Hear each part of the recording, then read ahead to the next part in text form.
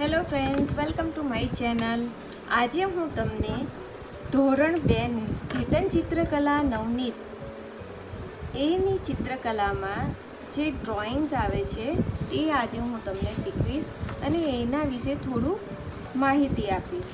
અહીં તમે first page પર જોશો કે રંગ મિશ્રણ આપ્યું છે. એમાં લાલ અને પીળો કલર મિક્સ કરવાથી કેસરી રંગ બને છે. એ જ રીતે તમે જોશો તો પીળો અને વાદળી કલર મિક્સ કરવાથી લીલો કલર બનશે અને વાદળી અને લાલ કલરને મિક્સ કરીશું તો જાંબલી કલર બનશે. એની બાજુમાં કાગળકામ ફૂલદાની એટલે કે કાગળની તમારે ફૂલદાની બનાવવાની છે. રંગીન કાગળોને હાથ વડે ફાડીને બનાવેલો ફૂલદાનીનો નમૂનો. એટલે કે તમે જો માર્કેટમાં મળે છે અલગ અલગ કલરના કાગળો, તો એ કાગળો લઈને પછી તમારે આ ટાઈપની ફૂલદાની બનાવવાની રહેશે. હવે બીજી તરફ તમે જોઈશો કે ધોરણ 2 કેતન ચિત્રકલામાં પહેલું જે આવે છે તે રેખાંકન આકારો. રેખાંકન આકારો મતલબ અહીં જે આપણે ડ્રોઈંગ કરીશું, ડ્રોઈંગ અલગ અલગ ટાઈપના શીખીશું, તો એના માટે જે બેઝિક પ્રેક્ટિસ થવી જોઈએ. આડી રેખા, ત્રાસી રેખા, ઊભી રેખા, રેખાઓ પરથી બનતા આકારોનું સર્જન. એટલે કે આડી રેખાથી, ત્રાસી રેખા અને ઊભી રેખાથી કયા કયા આકારો આપણે બનાવી શકીએ. તો ફર્સ્ટ છે ઘરનો દરવાજો. ઘરના દરવાજામાં તમે જોશો કે આડી રેખાઓનો અને આડી રેખા અને ઊભી રેખાનો ઉપયોગ કર્યો છે. તે જ રીતે કુંડો, પ્લાન્ટ આપણે વાવીએ ત્યારે કુંડાનો ઉપયોગ કરીએ છીએ. તો કુંડું બનાવવા માટે એટલે કે ડ્રો કરવા માટે આપણે આડી લાઈનોનો અને આડી તથા સ્લેન્ટ લાઈન મતલબ આડી લાઈનોનો ઉપયોગ કરીએ છીએ. તે જ રીતે બારીનો પડદો બનાવવા માટે અહીં સ્ટેન્ડિંગ લાઈન એટલે કે ઊભી રેખાઓ અને આડી લાઈનનો ઉપયોગ કર્યો છે. અહીં આપણે બીજું જોઈશું ભૌમિતિક આકારો. તો ભૌમિતિક આકારો આપણે લાઈનોથી કયા બનાવી શકીએ છીએ? તો ચોરસ, લંબચોરસ, ગોળ, ત્રિકોણ અને લંબગોળ. ભૌમિતિક આકારો પરથી આકારોનું સર્જન. હવે આ આકારો પરથી આપણે બીજી કઈ વસ્તુ બનાવી શકીએ? તો એ છે, એક છે ફર્સ્ટ છે ચોરસ. ચોરસ પરથી આપણે કયું બનાવી શકીએ? તો ઘર બનાવી શકીએ. આ ઘરમાં તમે ડિટેલમાં જોશો તો તમને ખબર પડશે કે અહીં ચોરસ અને ત્રિકોણ એ બે આકારોનો ઉપયોગ કરીને અહીં ઘર બનાવ્યું છે. એ જ રીતે સ્કૂલ બસ. હવે સ્કૂલ બસનો બનાવવા માટે અહીં લંબચોરસ આકારનો ઉપયોગ કર્યો છે. તો લંબચોરસ આકાર પરથી આપણે સ્કૂલ બસ બનાવી શકીએ છીએ. ગોળ. તો વિદ્યાર્થી મિત્રો, ગોળ પરથી આપણે બીજું કયો આકાર બનાવી શકીએ છીએ? તો ગોળ પરથી આપણે દડો બનાવી શકીએ છીએ. ત્રિકોણથી આપણે લેન્ડશેડ એ પણ બનાવી શકીએ છીએ. લંબગોળ પરથી નળાકાર ડ્રોઈંગ આપણે બનાવી શકીએ છીએ. તો આ આપણું થઈ ગયું રેખાંકન આકારો.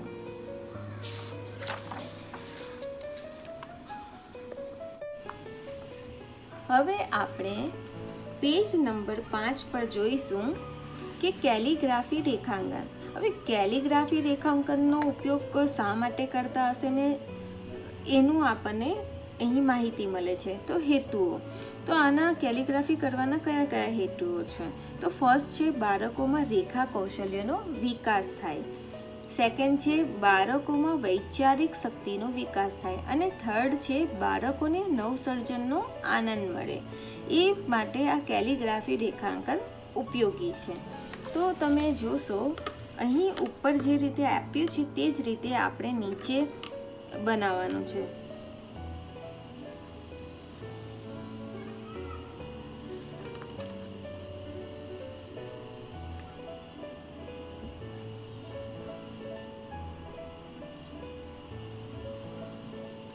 આપણે જે રીતે સેમી સર્કલ ડ્રો કરીએ છીએ એ જ રીતે આને પણ ડ્રો કરવાનો છે. બહુ સહેલું છે અને આ કરવામાં તમને ડ્રો કરવામાં મજા આવશે. હવે સેકન્ડ છે એની બાજુમાં આ ટાઈપની કેલિગ્રાફી.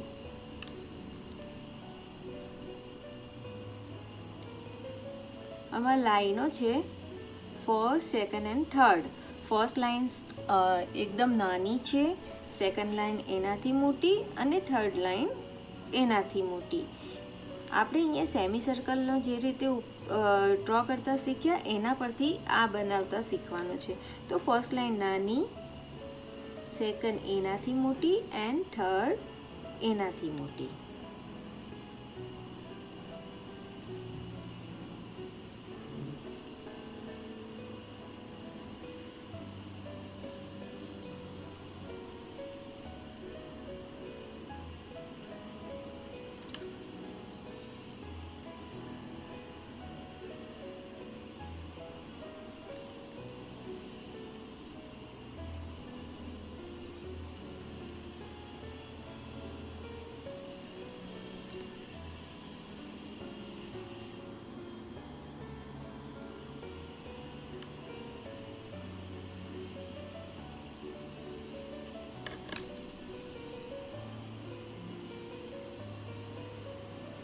આ ડ્રો કરવા માટે આપણે સેમી સર્કલ બનાવતા શીખીશું તો આ વધારે ઇઝી થઈ જશે આપણને ડ્રો કરવા માટે.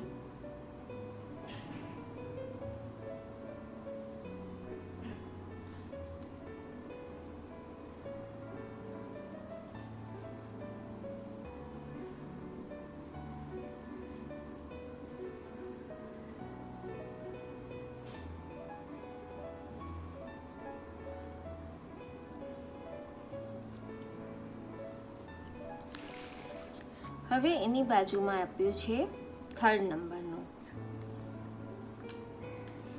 તો આપણે એને પહેલા આ રીતે છીએ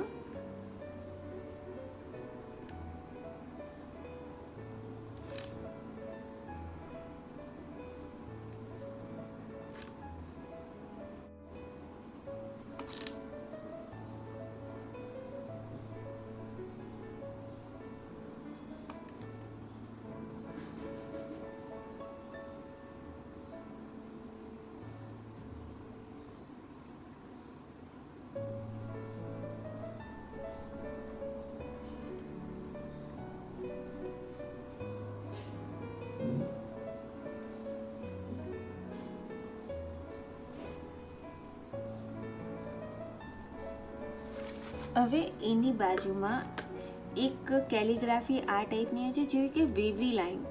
વેવી લાઈન મતલબ પાણીની તમે લહેરો જોઈ હશે એ ટાઈપની લાઈનો છે.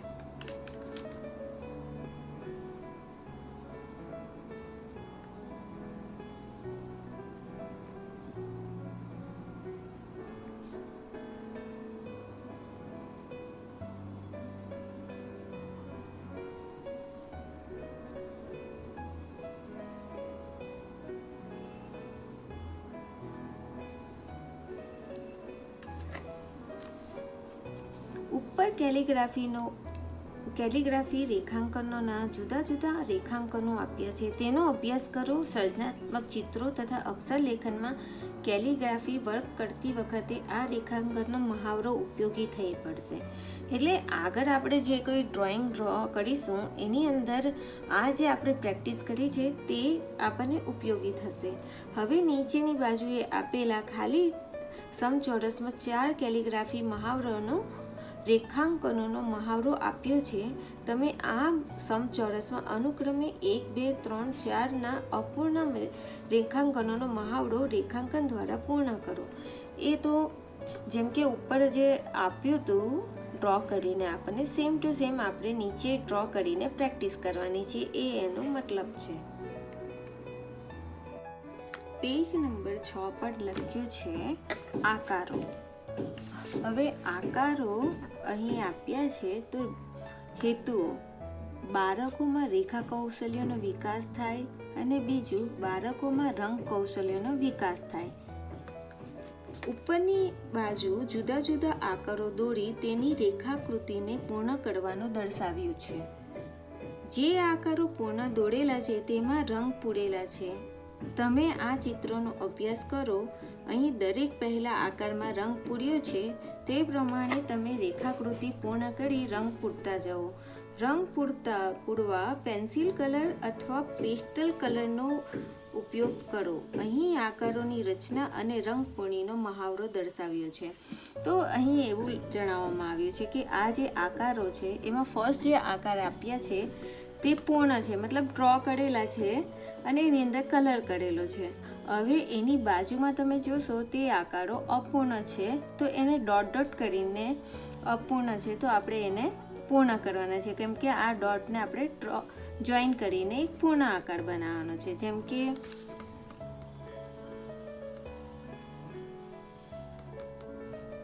આ રીતે.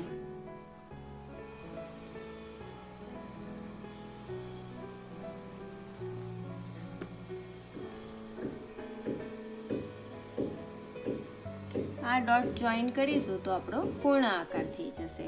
હવે અહીં જણાવવામાં આવ્યું છે કે અહીં 2 ટાઈપના જ કલરનો ઉપયોગ કરવાનો છે.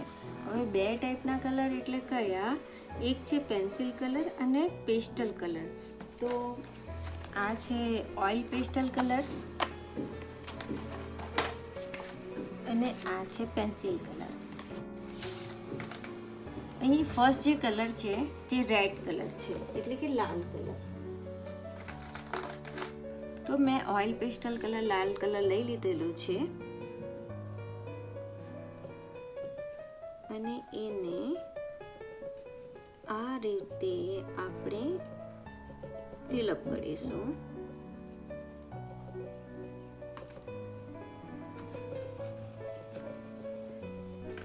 પછી નીચે બીજો કલર આપ્યો છે એ વાદળી કલર, બ્લુ.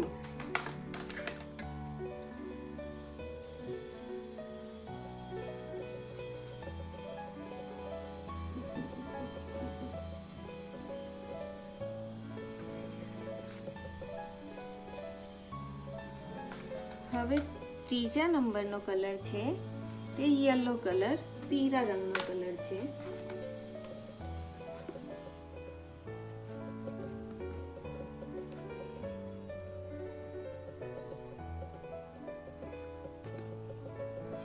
તો આ રીતે આપણે આ પેજની એક્સરસાઇઝ પૂર્ણ કરવાનો છે.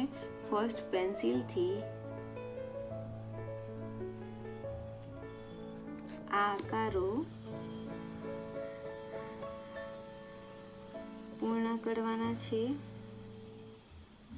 અને મેં બતાવ્યું, તમને અત્યારે શીખવ્યું એ રીતે આપણે કલર પૂરવાના છે. હવે બીજા એની સામેના પેજ પર, પેજ નંબર 7 પેજ પર આપણને ફરી એ જ ટાઈપના આકારો આપ્યા છે. અહીં પણ એવું જ લખ્યું છે કે આપણે આ આકારો જે આપ્યા છે તે પૂર્ણ છે. આપણે બસ એની બાજુમાં જે અપૂર્ણ આકારો છે જે ડેશ કરીને આપી છે તેને જોઈન કરીને એક પૂર્ણ આકાર બનાવવાનો છે.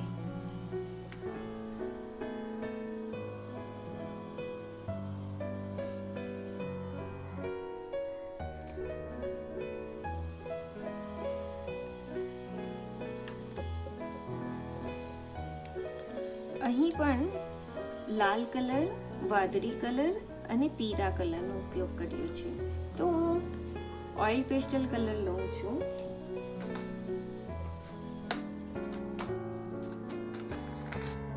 પહેલો લાલ કલર છે તો એને આપણે ફિલઅપ કરીશું.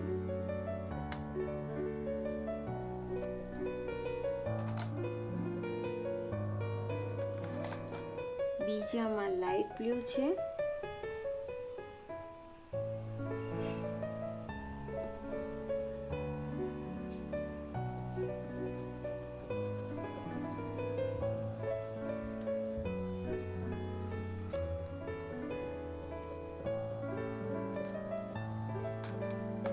ત્રીજો કલર પીળો કલર છે.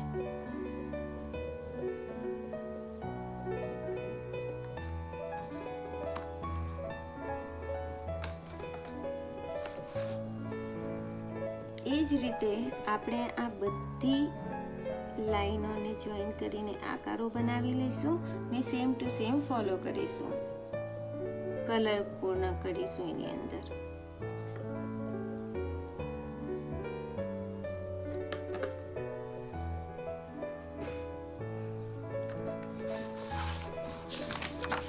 હવે પેજ નંબર 8 છે આપણું, એમાં આકારો. તમે અગાઉના 3 પાનામાં જુદા જુદા આકારોનું રેખાંકન શીખ્યા. હવે તમારી ચિત્રપોથીમાં તમારી પસંદગીના 2 આકારોનું રેખાંકન કરી તેમાં રંગ પૂરો. રંગ પૂરવા પેન્સિલ કલર અથવા પેસ્ટલ કલરનો ઉપયોગ કરો. એટલે કે આપણે જે આ કલર આગળ શીખ્યા, આ આકારો અને આ આકારો, એમાંથી તમારે 2 આકારો પસંદ કરવાના છે અને તમારી જે ડ્રોઈંગ બુક હોય એની અંદર ડ્રો કરીને કલર કરવાનો છે. તે પણ આપણે પેસ્ટલ કલર યા પેન્સિલ કલરનો ઉપયોગ કરવાનો છે. ઉપરની બાજુ જુદા જુદા આકારો દોરી તેની રેખાકૃતિને પૂર્ણ કરવાનું દર્શાવ્યું છે. જે આકારો પૂર્ણ દોરેલા છે તેમાં રંગ પૂરેલા છે. તમે આ ચિત્રનો અભ્યાસ કરો. અહીં દરેક પહેલા આકારમાં રંગ પૂર્યો છે. તે પ્રમાણે તમે રેખાકૃતિ પૂર્ણ કરી રંગ પૂરતા જાઓ. રંગ પૂરવા પેન્સિલ કલર અને પેસ્ટલ કલરનો ઉપયોગ કરો. અહીં આકારોની રચના અને રંગ પૂર્ણિનો મહાવરો દર્શાવ્યો છે. એટલે કે સેમ ટુ સેમ આગળ જે રીતે જણાવેલું છે એ જ રીતે આ ફર્સ્ટ જે ડ્રોઈંગ આપ્યા છે તે પૂર્ણ છે. એની અંદર કલર કરેલો છે. આપણે ફક્ત અને ફક્ત આ ડોટ જોઈન કરીને એને પૂર્ણ કરવાનું છે ડ્રોઈંગને, અને એની અંદર કલર કરવાનો છે.